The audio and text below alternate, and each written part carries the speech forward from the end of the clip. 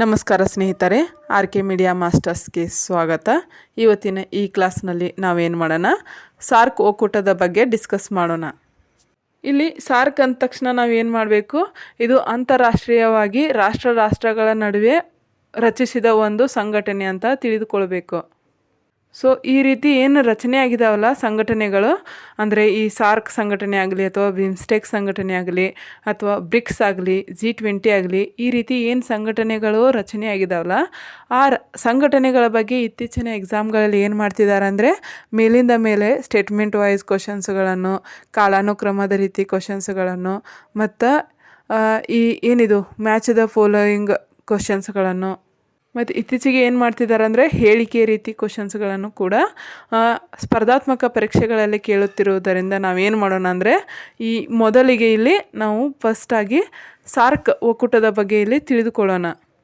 So ಬನ್ನಿ, ಹಾಗಿದ್ರೆ ಈ ಸಾರ್ಕ್ ಒಕ್ಕೂಟದ ಬಗ್ಗೆ ಈ ಒಂದು ಕ್ಲಾಸ್ನಲ್ಲಿ ನಾವು ಡಿಸ್ಕಸ್ ಮಾಡೋಣ. ಸೊ ಇಲ್ಲಿ ಸಾರ್ಕ್ ಒಕ್ಕೂಟ ಅಂದ ತಕ್ಷಣ ನಮ್ಗೆ ಏನಾಗಬೇಕು, ಮ್ಯಾಪ್ ನೆನಪು ಆಗಬೇಕು. ಸೊ ಯಾವ ರೀತಿ ಮ್ಯಾಪ್ ನೆನಪು ಆಗಬೇಕಂದ್ರೆ, ಈ ದಕ್ಷಿಣ ಏಷ್ಯಾದ ಪ್ರದೇಶಗಳು ಏನು ಬರ್ತಾವಲ್ಲ ಆ ಪ್ರದೇಶದಲ್ಲಿ ಬರುವ ರಾಷ್ಟ್ರಗಳ ಬಗ್ಗೆ ನಮ್ಗೆ ನೆನಪಾಗಬೇಕು. ಸೊ ಇಲ್ಲಿ ಮೊದಲಿಗೆ ನಾವು ಏನು ಮಾಡಬೇಕಂದ್ರೆ ಸಾರ್ಕ್ ಒಕ್ಕೂಟದಲ್ಲಿ ಎಷ್ಟು ರಾಷ್ಟ್ರಗಳದಾವಂತ ನಾವು ಇಲ್ಲಿ ತಿಳ್ಕೊಬೇಕು. ಸೊ ಆ ಪ್ರದೇಶಗಳನ್ನ ನಾವು ಇಲ್ಲಿ ತಿಳ್ಕೊಂಡ ತಕ್ಷಣ ಏನಾಗುತ್ತೆ, ಆ ಮ್ಯಾಪ್ ಎಲ್ಲ ನಮಗೆ ನೆನಪಿಗೆ ಬರಬೇಕು. ಸೊ ಹಾಗಿದ್ರೆ ಇಲ್ಲಿ ಸಾರ್ಕ್ ಒಕ್ಕೂಟದಲ್ಲಿ ಎಷ್ಟು ರಾಷ್ಟ್ರಗಳಿದಾವಂತ ನಾವು ನೋಡೋದಾದರೆ ಇಲ್ಲಿ ಒಟ್ಟು 8 ರಾಷ್ಟ್ರಗಳು ಇದಾವಂತ ನಾವು ಇಲ್ಲಿ ತಿಳ್ಕೊಬೇಕು. ಸೊ 8 ರಾಷ್ಟ್ರಗಳು ಇದಾವಂತ ನಮಗೆ ಗೊತ್ತಾಯಿತು. ಸೊ 8 ರಾಷ್ಟ್ರಗಳನ್ನು ನಾವು ಹೇಗೆ ಅನಲೈಸ್ ಮಾಡಬೇಕು ಅಂತ ನಿಮ್ಗೆ ಹೇಳಿದೆ ಅಲ್ಲ ನಾನು, ಈ ಮ್ಯಾಪ್ ಮೊದಲು ನಮ್ಗೆ ನೆನಪು. ಸೊ ಈ 8 ರಾಷ್ಟ್ರಗಳು ನೆನಪು ಬಂದಾದ ತಕ್ಷಣ ನಾವು ಮ್ಯಾಪನ್ನು ಹುಡುಕಾಡಕ್ಕೆ ಹೋಗಬಾರ್ದು. ಸೊ ನಮ್ಗೆ ಏನಾಗಿರಬೇಕು, ಮೈಂಡ್ನಲ್ಲಿ ಮೊದಲೇ ಏನಾಗಿರಬೇಕು, ಒಂದು ಮ್ಯಾಪ್ ಅಂದರೆ ದಕ್ಷಿಣ ಏಷ್ಯಾದ ಪ್ರದೇಶಗಳು ಏನಿದಾವಲ್ಲ ಅದ್ರ ಬಗ್ಗೆ ಒಂದು ಮ್ಯಾಪ್ ನಮ್ಮ ಮೈಂಡ್ನಲ್ಲಿ ಫಿಟ್ ಆಗಿರಬೇಕು. ಸೊ ಇವುಗಳನ್ನೆಲ್ಲ ಬೈಫಟ್ ಹಾಕದೆ ಇಲ್ಲಿ ಏನು ಮಾಡಬೇಕು, ಮ್ಯಾಪ್ ಮೂಲಕ ತಿಳ್ಕೊಂಡ್ರೆ ನಮಗೆ ಯಾವಾಗಲೂ ಮರಿದ ಹಾಗೆ ಇಲ್ಲಿ ನೆನಪಾಗ್ತಾವೆ. ಸೊ ಬನ್ನಿ, ಹಾಗಿದ್ರೆ ಇಲ್ಲಿ ನಾವು ಮ್ಯಾಪ್ ಮೂಲಕ ಇಲ್ಲಿ ಏನು ಮಾಡೋಣ, ಈ ರಾಷ್ಟ್ರಗಳ ಬಗ್ಗೆ ತಿಳಿದುಕೊಳ್ಳೋಣ. ಸೊ ಮೊದಲಿಗೆ ನಾವೇನು ಮಾಡೋಣ, ನಮ್ಮ ಭಾರತ ಬಗ್ಗೆ ತಗೋರೋಣ. ಸೊ ಏನಿದು ನಾ ಸಾರ್ಕ್ ಒಕ್ಕೂಟ ಅಂತ ಹೇಳಿದೆ ಅಲ್ಲ, ಆ ಸಾರ್ಕ್ ಒಕ್ಕೂಟದಲ್ಲಿ ನಮ್ಮ ಭಾರತ ಇನ್ಕ್ಲೂಡ್ ಇದೆ. ಸೊ ನಾವಿಲ್ಲಿ ಭಾರತ ಅಂತ ಮೈಂಡ್ ಮ್ಯಾಪ್ ಹಾಕಿದ ತಕ್ಷಣ ನಮ್ಮ ಭಾರತದ ಏನು ವಾಯವ್ಯ ಸೈಡ್ ಇದೆ ಅಲ್ಲ, ಅಂದರೆ ಉತ್ತರದ ಒಂದು ವಾಯವ್ಯ ಸೈಡ್ ಏನಿದೆ ಅಲ್ಲ, ಅಲ್ಲಿ ಏನು ಬರುತ್ತೆ ಅಂದರೆ ಅಫ್ಘಾನಿಸ್ತಾನ ಮತ್ತು ಪಾಕಿಸ್ತಾನ ಬರ್ತಾವೆ. ಅವು ಕೂಡ ಏನಾಗಿದ್ದಾವೆ, ಸಾರ್ಕ್ನ ಒಂದು ಒಕ್ಕೂಟ ಸದಸ್ಯ ರಾಷ್ಟ್ರಗಳಾಗಿದ್ದಾವೆ.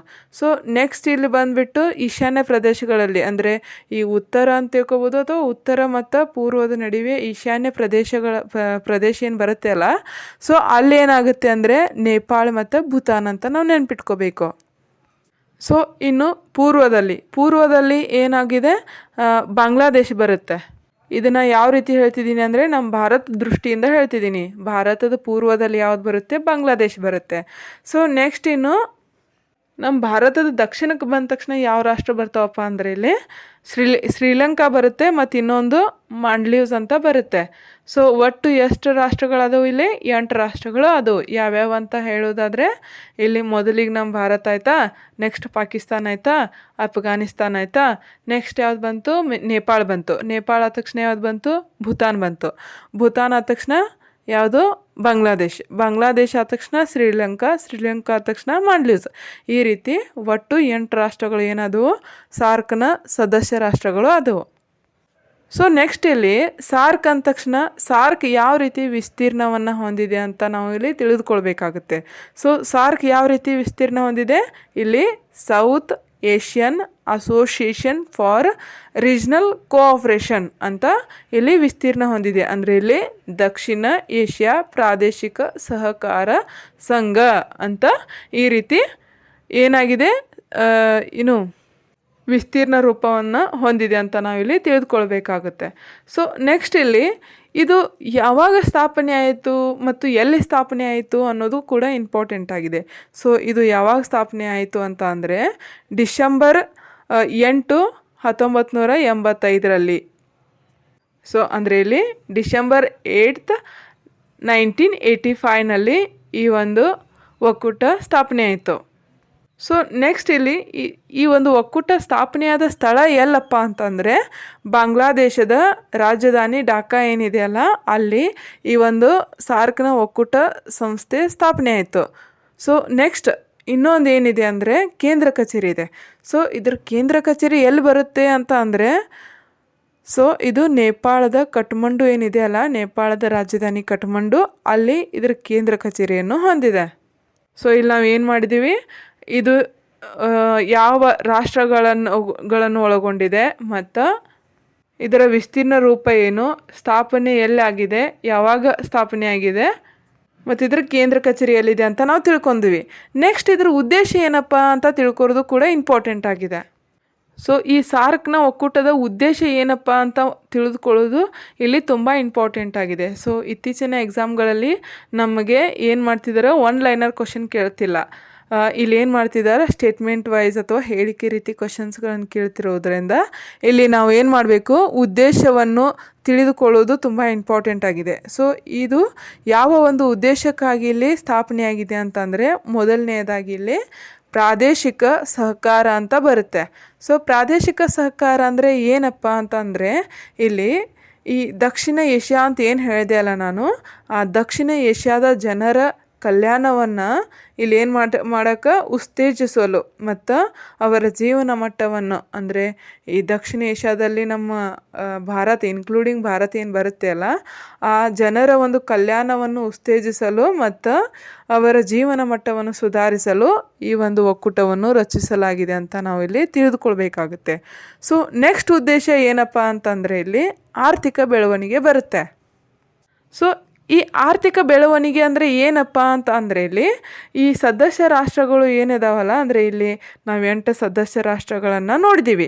ಸೊ ಈ ಸದಸ್ಯ ರಾಷ್ಟ್ರಗಳು ಏನಿದಾವಲ್ಲ ಇವುಗಳ ನಡುವೆನೇ ಏನಾಗಿದೆ ಅಂದರೆ ಇವುಗಳ ಮಧ್ಯೆ ವ್ಯಾಪಾರ ಮತ್ತು ಆರ್ಥಿಕ ಸಂಬಂಧಗಳು ಏನಿದಾವಲ್ಲ ಅವನ್ನ ಬೆಳವಣಿಗೆ ಮಾಡಲು, ಅಂದರೆ ಇಲ್ಲಿ ವೃದ್ಧಿಸಲು ಈ ಒಂದು ಒಕ್ಕೂಟವನ್ನು ರಚನೆ ಮಾಡಿದಾರಂತ ನಾವಿಲ್ಲಿ ತಿಳ್ಕೊರೋದು ತುಂಬ ಇಂಪಾರ್ಟೆಂಟ್ ಆಗಿದೆ. ಸೊ ನೆಕ್ಸ್ಟ್ ಇಲ್ಲಿ ಏನು ಬರುತ್ತೆ ಅಂದರೆ ಸಾಮಾಜಿಕ ಮತ್ತು ಸಾಂಸ್ಕೃತಿಕ ಅಭಿವೃದ್ಧಿ ಅಂತ ಬರುತ್ತೆ. ಸೊ ಸಾಮಾಜಿಕ ಮತ್ತು ಸಾಂಸ್ಕೃತಿಕ ಅಭಿವೃದ್ಧಿ ಅಂದರೆ ಏನಪ್ಪ ಅಂತ ಅಂದರೆ ಇಲ್ಲಿ ಈ ವಲಯದಲ್ಲಿ, ಅಂದರೆ ಈ ದಕ್ಷಿಣ ಏಷ್ಯಾದ 8 ಪ್ರದೇಶಗಳು ಏನು ಬರ್ತಾವಲ್ಲ, ಅಂದರೆ 8 ರಾಷ್ಟ್ರಗಳು ಏನು ಬರ್ತಾವಲ್ಲ, ಈ ಒಂದು ವಲಯದಲ್ಲಿ ಇಲ್ಲಿ ಸಾಮಾಜಿಕ ಪ್ರಗತಿ ಮತ್ತು ಸಾಂಸ್ಕೃತಿಕ ವಿನಿಮಯಕ್ಕೆ, ಅಂದರೆ ಈ ರಾಷ್ಟ್ರಗಳು ತಮ್ಮದೇ ಆದ ಒಂದು ಸಾಮಾಜಿಕ ಪ್ರಗತಿಗಳನ್ನು ಹೊಂದಿದಾವ ಮತ್ತು ಸಾಂಸ್ಕೃತಿಕ ವಿನಿಮಯ ಅಂದರೆ ತಮ್ಮದೇ ಆದ ಸಾಂಸ್ಕೃತಿಕವನ್ನು ಕೂಡ ಈ 8 ರಾಷ್ಟ್ರಗಳು ಹೊಂದಿರುವುದರಿಂದ ಈ ಒಂದು ವಲಯದಲ್ಲಿ ಏನಾಗಿದೆ ಅಂದರೆ ಸಾಮಾಜಿಕ ಪ್ರಗತಿ ಮತ್ತು ಸಾಂಸ್ಕೃತಿಕ ವಿನಿಮಯಕ್ಕೆ ಇಲ್ಲಿ ಹೆಚ್ಚಿನ ಒಂದು ಪ್ರಾಧಾನ್ಯತೆ, ಅಂದರೆ ಹೆಚ್ಚಿನ ಒಂದು ಒತ್ತನ್ನು ಇಲ್ಲಿ ನೀಡಲಾಗಿದೆ. ಸೊ ನೆಕ್ಸ್ಟ್ ಇಲ್ಲಿ ಸಾಮೂಹಿಕ ಸ್ವಾವಲಂಬನೆ, ಅಂದರೆ ಇಲ್ಲಿ ಏನಾಗಿದೆ, ಈ ದಕ್ಷಿಣ ಏಷ್ಯಾ ರಾಷ್ಟ್ರಗಳು ಏನದಾವಲ್ಲ, ಈ ದಕ್ಷಿಣ ಏಷ್ಯಾ ರಾಷ್ಟ್ರಗಳು, ಅಂದರೆ ನಾ 8 ರಾಷ್ಟ್ರಗಳ ಬಗ್ಗೆ ಅಷ್ಟೇ ಮಾತಾಡ್ತಿರೋದು. ಸೊ ಈ 8 ರಾಷ್ಟ್ರಗಳು ಏನಿದಾವಲ್ಲ ಪರಸ್ಪರ ಅವಲಂಬನೆಯನ್ನು ಹೆಚ್ಚಿಸಿಕೊಳ್ಳುವಂತೆ ಮಾಡುವುದಾಗಿದೆ. ಅಂದರೆ ಪರಸ್ಪರ ಅವಲಂಬನೆ ಅಂತ ಏನಪ್ಪ ಅಂತಂದರೆ ಈಗ ಭದ್ರತೆ ವಿಷಯದಲ್ಲಿ ಬಂತು, ವ್ಯಾಪಾರ ವಿಷಯದಲ್ಲಿ ಬಂತು, ಆರ್ಥಿಕ ಸಂಬಂಧದಲ್ಲಿ ಬಂತು, ಮತ್ತು ಜನರ ಕಲ್ಯಾಣದ ಉತ್ತೇಜನ ಅಂತ ಹೇಳಿದೆಲ್ಲ ಅದರಲ್ಲಿ ಬಂತು. ಯಾವುದೇ ವಿಷಯದಲ್ಲಿ ಏನಾಗಿದೆ ಇಲ್ಲಿ ದಕ್ಷಿಣ ಏಷ್ಯಾದ ದೇಶಗಳು ಏನು ಮಾಡ್ತಾವ, ಪರಸ್ಪರ ಅವಲಂಬನೆಯನ್ನು ಹೆಚ್ಚಿಸಿಕೊಳ್ಳುವಂತೆ ಇಲ್ಲಿ ಮಾಡಲು ಈ ಒಂದು ಒಕ್ಕೂಟವನ್ನು ರಚಿಸಲಾಗಿದೆ ಅಂತ ನಾವಿಲ್ಲಿ ತಿಳ್ಕೊಬೇಕಾಗುತ್ತೆ. ಸೊ ನೆಕ್ಸ್ಟ್ ಇಲ್ಲಿ ಸಮಸ್ಯೆಗಳ ಪರಿಹಾರ ಅಂತ ಕೂಡ ಬರುತ್ತೆ. ಸೊ ಸಮಸ್ಯೆಗಳ ಪರಿಹಾರ ಅಂತಂದರೆ ಯಾವ್ಯಾವ ಸಮಸ್ಯೆಪ್ಪ ಅಂತಂದರೆ ಇಲ್ಲಿ ಪ್ರಮುಖವಾಗಿ ಯಾವ್ಯಾವ ಸಮಸ್ಯೆ ಬರ್ತಾವಂದರೆ ಭಯೋತ್ಪಾದನೆ ಬರ್ತದೆ, ಮಾದಕ ವಸ್ತುಗಳ ಸಾಗಾಣಿಕೆ ಅಂತ ಬರುತ್ತೆ. ನೆಕ್ಸ್ಟ್ ಇಲ್ಲಿ ಬಡತನದಂತಹ ಸವಾಲುಗಳನ್ನು ಎದುರಿಸುವುದು ಬರುತ್ತೆ. ಸೊ ಈ ರೀತಿ ಏನು ಸಮಸ್ಯೆಗಳು ಬರ್ತಾವಲ್ಲ ಈ ಸಮಸ್ಯೆಗಳನ್ನು ಪರಿಹಾರ ಮಾಡಲು ಈ ಸಾರ್ಕ್ ಒಕ್ಕೂಟದ ಮೂಲಕ ಈ ದಕ್ಷಿಣ ಏಷ್ಯಾದ ರಾಷ್ಟ್ರಗಳು ಇಲ್ಲಿ ಒಗ್ಗೂಡುವುದು ತುಂಬ ಇಂಪಾರ್ಟೆಂಟ್ ಆಗಿರುವುದರಿಂದ ಇಲ್ಲಿ ಈ ಎಲ್ಲ ಉದ್ದೇಶಗಳನ್ನು ಇದು ಹೊಂದಿದೆ. ಯಾವುದು ಸಾರ್ಕ್ನ ಒಕ್ಕೂಟ ಹೊಂದಿದೆ.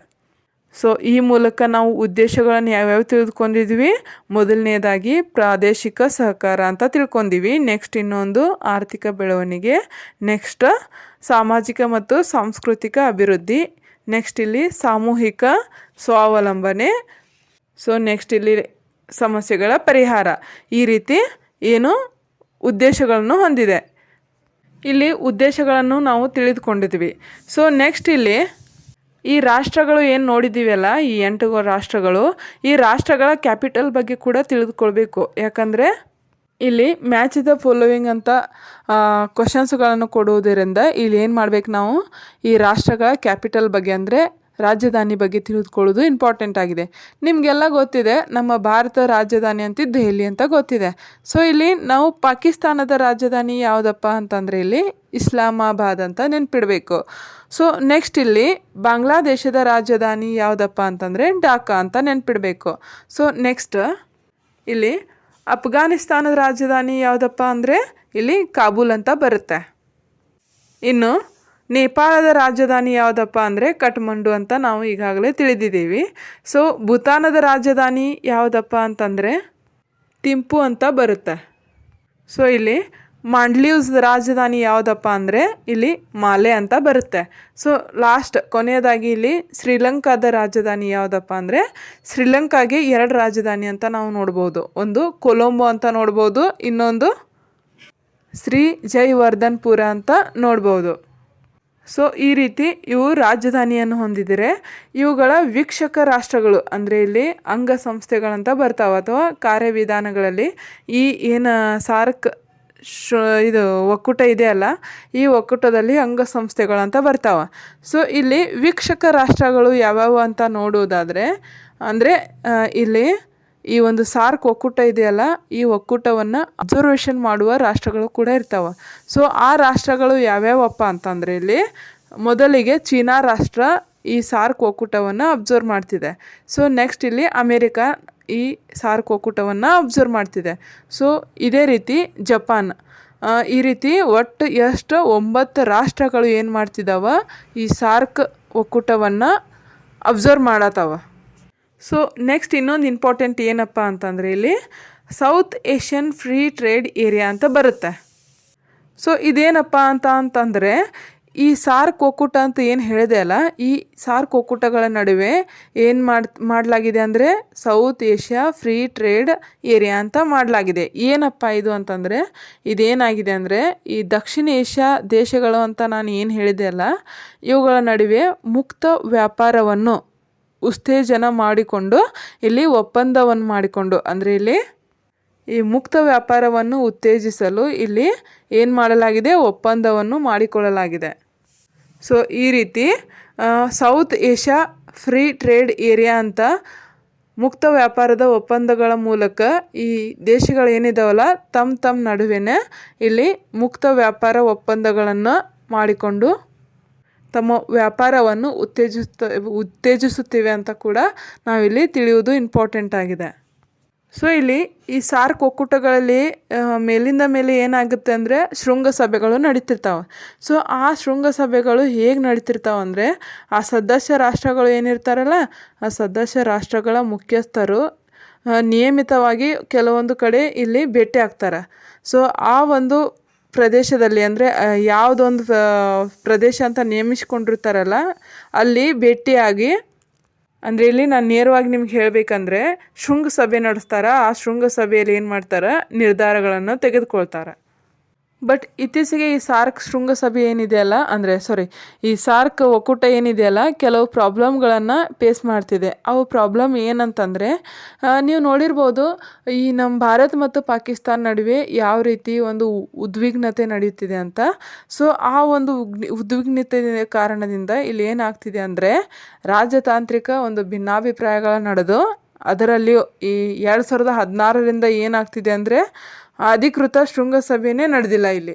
ಸೊ ಆದ ಕಾರಣ ಏನಾಗಿದೆ, ಇಲ್ಲಿ ಕೆಲವು ಪ್ರಮುಖ ನಿರ್ಧಾರ ತೆಗೆದುಕೊಳ್ಳಲು ಇಲ್ಲೇನಾಗಿದೆ, ಈ ಸಾರ್ಕ್ ಒಕ್ಕೂಟ ವಿಫಲವಾಗುತ್ತಿದೆ. ಮತ್ತು ಇನ್ನೊಂದು ಏನಪ್ಪ ಅಂದರೆ ಈ ನಿರ್ಧಾರಗಳನ್ನು ಅಂದರೆ ಈ ಸಾರ್ಕ್ ಒಕ್ಕೂಟದಲ್ಲಿ ಕೆಲವು ನಿರ್ಧಾರಗಳನ್ನು ತೆಗೆದುಕೊಂಡರೂ ಕೂಡ ಇಲ್ಲೇನು ಮಾಡಲಾಗಿದೆ ಅಂದರೆ ಆ ನಿರ್ಧಾರಗಳು ಜಾರಿಯಾಗಲು ಇಲ್ಲಿ ವಿಳಂಬವಾಗ್ತಿದ್ದಾವೆ. ಯಾಕಂದರೆ ಇಲ್ಲಿ ಪರಸ್ಪರ ಈ ಒಕ್ಕೂಟ ದೇಶಗಳ ನಡುವೆ ಏನಾಗ್ತಿದೆ ಅಂದರೆ ಉದ್ವಿಗ್ನತೆ ಅಂದರೆ ಪ್ರಾಬ್ಲಮ್ಗಳು ಇಲ್ಲಿ ಕ್ರಿಯೇಟ್ ಆಗಿರೋದ್ರಿಂದ ಇಲ್ಲಿ ಏನಾಗ್ತಿದೆ, ಇಲ್ಲಿ ಯಾವುದೇ ನಿರ್ಧಾರಗಳು ಕಾರ್ಯರೂಪಕ್ಕೆ ಬರ್ತಿಲ್ಲ ಅಂತ ನಾವಿಲ್ಲಿ ತಿಳಿದುಕೊಳ್ಬೇಕಾಗಿದೆ. ಯಾವಾಗ ನಂತರ ಅಂದರೆ 2016 ನಂತರ, ಅಂದರೆ 2016 ನಂತರ ಈ ರೀತಿ ಪ್ರಾಬ್ಲಮ್ ಬರ್ತಿದೆ.